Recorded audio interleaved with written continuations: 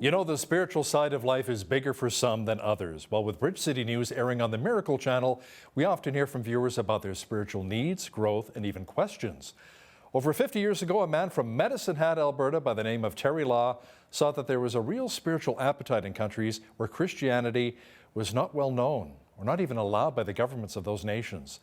All these years later, World Compassion, the organization Terry Law founded and set up at Medicine Hat, is still going strong today. World Compassion is helping to inform and educate people across the globe who desire to know more about the teachings of Jesus Christ. Joining me now to talk about it from Oklahoma is Jason Law from World Compassion. Jason, welcome back to Bridge City News. Thanks, Al. Appreciate you having us back. Always a pleasure. Great to speak with you. You as well. Jason, maybe for our viewers just joining us for the first time, don't know much about your organization, what is World Compassion really all about? And for 53 years, like you said, we've been focused on reaching nations that are restricted or hostile to the gospel message, really putting an emphasis on empowering the local church there to help them go forward faster in the vision and the things that God's put on their heart to reach their nation. And so it looks different in a lot of the different countries that we work in, whether it's in China or Myanmar, might look different from what we do in Iraq or Iran or places like Afghanistan. So over the years, it has kind of morphed and molded and shaped into just helping the local church meet their needs in those restricted nations. You know, we're receiving mixed reports, especially when it comes to China, that there's a revival in parts of China, but then in other parts, they're shutting down and clamping down on Christianity, shutting down the churches. What are you hearing?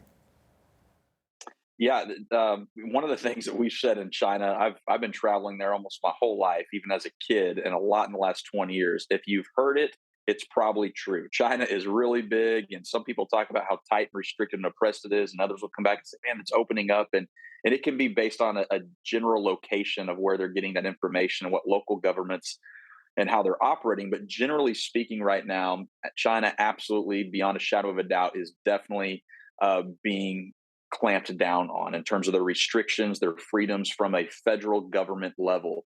New laws put into place in 2018, 2019, even 2020. This year, March of this year, it's officially illegal to share religious material online.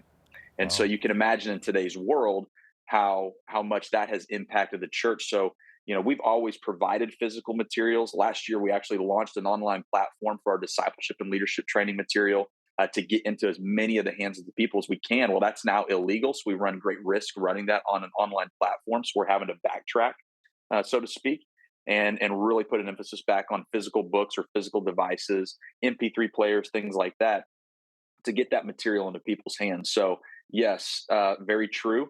Anytime a government restricts people, though, historically in church, and what we're seeing today is revival.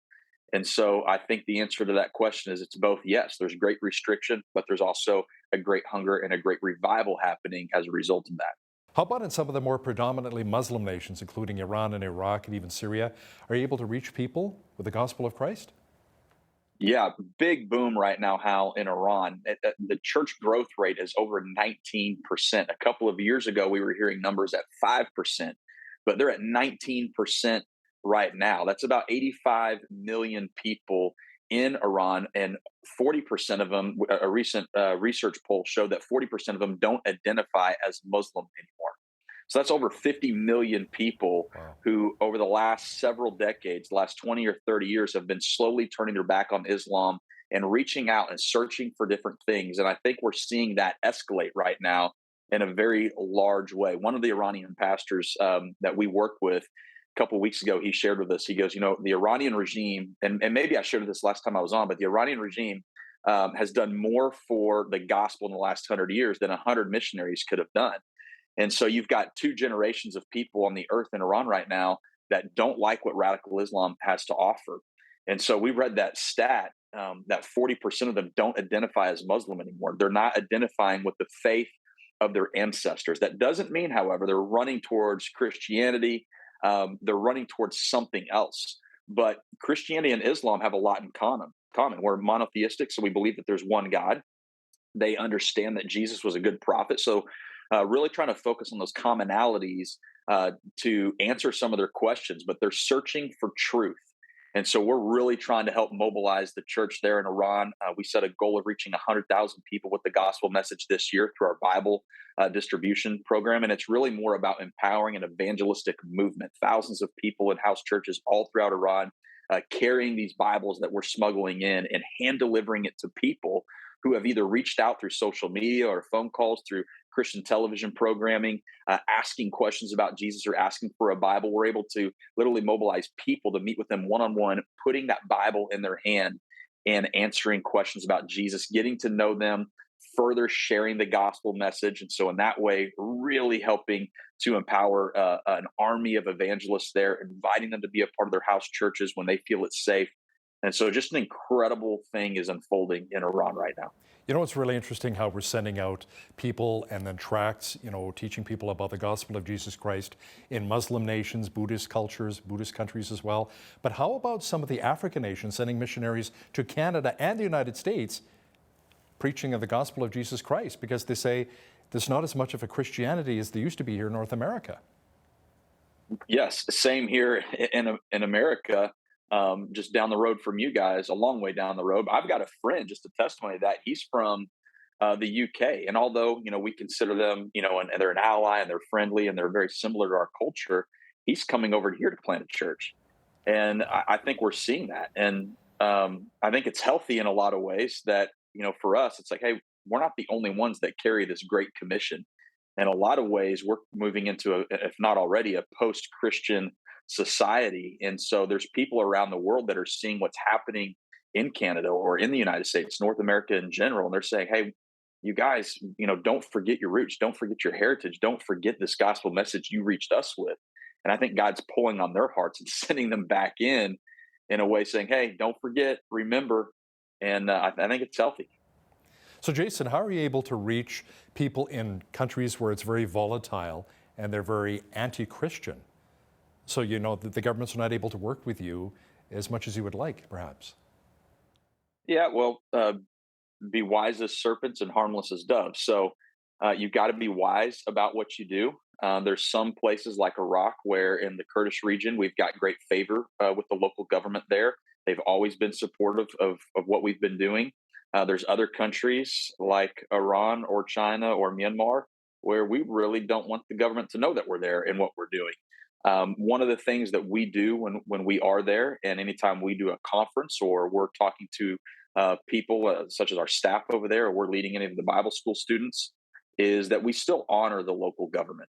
God instructs us to honor. We may not agree with them; they may be trying to hurt us. We can still honor them, but that also doesn't mean that we're going to fully abide by their rules. And we believe our first and our high calling is to share the gospel message. That's our mission from the head of the church, from God Himself, the creator of the heavens and the earth, the creator of each one of us. And that is the highest mission. And so we're not going to compromise that mission, but we're going to do it in an honorable way, in a wise way, and try not to draw unwanted attention in places that we know it can be restricted or hostile or put people in danger. Do you ever find yourself smuggling Bibles into some of these volatile regions? Oh, myself, we use people to do that now. When I was a kid, my dad took us to China, and we actually put smuggling belts around our waist. I remember I was so scared. I was 10 years old, and if anybody watched the program that remembers who my dad was, is his personality. He's giggling about it, and we're on a plane, and we have these Bible belts. I went to the bathroom. I tied these belts around my waist, and we put about 6 or 7. We had suitcases full of them. We were taking them into China. This is back in the early '90s. And we got to the hotel room and we literally couldn't get my belt untied. I, out of fear, had to tighten that thing so tight that we used scissors to cut it. But today, like in Iran, we literally use drug smugglers to help smuggle those Bibles in. Wow. They smuggle drugs, they smuggle TVs, anything in that they're struggling to get in Iran, and so they know the business, they know it well, and we've got a great avenue of relationship in there, and they're a trustworthy bunch. Believe it or not, they get the Bibles in, they get them in there safely, and so that's who we use today. Any of those smugglers come to know Christ? I don't know for sure. I will tell you this: it was interesting. A couple of years ago, we had one of the smugglers reach out to our guy that coordinates with them on the ground in a neighboring country and asked permission if he could take a few Bibles for him and his family, which I thought was interesting. It's like Wow. these guys, all they do is illegal stuff. And so stealing a few Bibles off the top of thousands would, probably go unnoticed. And he bothered to ask the question if it would be okay. I thought that was cool. Give us an idea about how your methods have really changed over the years, Jason. Um, I would say probably one of the biggest things is, when I got involved with the organization, and I would say my dad did this in the past too, but maybe I just grabbed it and put more of an emphasis on this, is really empowering the local church. The people there, the Christians there, they understand the language better than we ever will. They understand the predominant religion in the area. They understand the culture, and I appreciate and value foreign or Western missionaries that go and live in these countries that spend years developing all that. But we have to remember that God places us in the body of Christ where it pleases Him. And so He has local indigenous people right there in these countries that He's placed there to fulfill His mission, to fulfill His purpose. And so we have really put a strong emphasis in our model of ministry of training them, equipping them, resourcing them to fulfill the vision that God's put on their heart. So we all share the same mission. That's to go make disciples of all nations. That's the same mission. Doesn't matter. It's just how we go about doing it. The method might be different from one organization, one ministry to another. Well, it's the same thing all over the world. So we hear visions of what these local pastors, these local leaders have in their country, what they need. And then we're going to help train them, equip them, and resource them and work alongside them to empower them to go and reach their country. That model proved amazing during the pandemic where people couldn't travel and things were shut down. Most of our programming, outside of some of the training and stuff that we did like in Iraq when they were experiencing the same thing with COVID that shut down, our programs didn't stop. No one had to come home. We didn't have to travel to make it happen. We have the team and the infrastructure in place that live in these countries to keep things moving forward. So a few adjustments and we kept rolling. Now, is there an example you can share of how God orchestrated miracles to really help you accomplish your goals and tasks? Oh man, yeah, I'm sure there's more than I even know what happens every single day. These Bibles coming into Iran right now. I think it's a miracle in and of itself that these smugglers are able to get them across. Turning blind eyes at checkpoints and getting them through. I think I shared. I wish I could always remember what I share in these interviews, so I'm not redundant. But we got held at gunpoint in Iraq a few years ago, and just the favor of having the right people around us that made the right phone calls and some answered prayers, got us released from this Iranian militia that was holding us. We're trying to print materials in China right now. Printers don't want to print Christian materials; it's high risk, and we weren't able to print a lot of the end of last year and the first part of this year. And we finally found a printer that's a Christian printer, and they're willing to do it, kind of underground under the radar. And so those things are miracles to us. It doesn't seem like a big deal, but when people aren't wanting to do things that's going to put their business or their life or their family safety on the line, and they do, that's a miracle to be able to get a couple thousand students into our discipleship program because of it.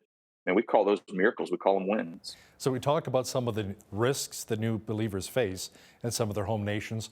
What about some of the barriers that people are also experiencing in their quest to know more about Christianity? Yeah, I think one of the big barriers, like in a country like Iran, would be social persecution. So you have social persecution and then government persecution.